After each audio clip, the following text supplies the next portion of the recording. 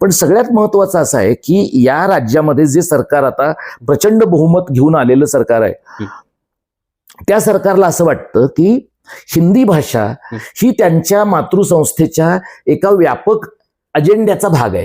हिंदी, हिंदू, हिंदुस्तान हा जो व्यापक अजेंडा आहे, ज्याच्यामध्ये एक देश, एक भाषा, एक संस्कृती, एक धर्म हे लोकांमध्ये आणायचं आणि एक साची, एक जिन्सी अशा प्रकारचा राष्ट्रवाद जर निर्माण करायचा, तर त्यातला सगळ्यात महत्वाचा अडथळा आहे लोकांच्या भाषेमधला जिवंतपणा. उत्तर भारतामध्ये या प्रकारचं भाषिक सपाटीकरण त्यांना करता आलंय. म्हणजे ब्रज, अवधी, बुंदेलखंडी, मगही, भोजपुरी या सगळ्या भाषा पूर्ण रोड रोलर खाली त्यांनी चिरडून टाकल्यात आणि एकच हिंदी भाषा त्यांनी उरवली आहे. दक्षिणेत त्यांना शिरता येत नाहीये कारण लिपीचा प्रश्न आहे आणि तमिळनाडूमध्ये तीव्र द्रविड अस्मिता आहे, केरळमध्ये केरळबद्दलची अस्मिता तीव्र आहे. मधल्या भागात आहे महाराष्ट्र, तो धड उत्तरेत पण नाहीये, धड दक्षिणेत पण नाहीये आणि तो पश्चिमेत आहे, पण पश्चिमेत त्याच्याबरोबर गुजरात आहे आणि गोवा आहे. तर गोव्याचा जीव एकदम लहान आहे आणि गुजरात ही जवळपास 20-25 वर्ष भारतीय जनता पार्टीच्या प्रयोगशाळेची जागा आहे. त्यामुळे आता महाराष्ट्र ही त्यांच्या प्रयोगशाळेची जागा आहे आणि इथे मुंबईच्या MMR प्रांतामध्ये, कारण मुख्यमंत्री बोलताना कधी मुंबईचा उल्लेख करत नाहीत, महामुंबईचा उल्लेख करतात, MMRचा उल्लेख करतात.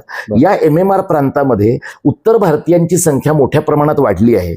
आणखी 10-15 वर्ष जर मराठी आणि हिंदी या दोन भाषा एकाच पद्धतीने शाळेमध्ये शिकवल्या गेल्या, तर या दोन भाषांच्या व्याकरणातलं साधर्म्य आणि वैधर्म्य लक्षात घेता हळूहळू मुलांची भाषा अशा पद्धतीनं मिश्र होत जाईल की हिंदीची उपभाषा म्हणून मराठी उरण्याचा धोका आहे. असं जर झालं तर सगळ्या MMR प्रांतातल्या 3.5-4 कोटी लोकांमध्ये हिंदी ही सर्वाधिक लोकांची भाषा असेल, मराठी ही त्यानंतरची असेल, गुजराती त्यानंतरची असेल. पण गुजरात्यांचं एकूण आर्थिक वर्चस्व मुंबईवरचं एवढं प्रचंड आहे की त्यांच्या भाषेला सुद्धा ते स्थान मिळेल जे आत्ताच्या घडीला महाराष्ट्रात त्यांना मिळत नाही.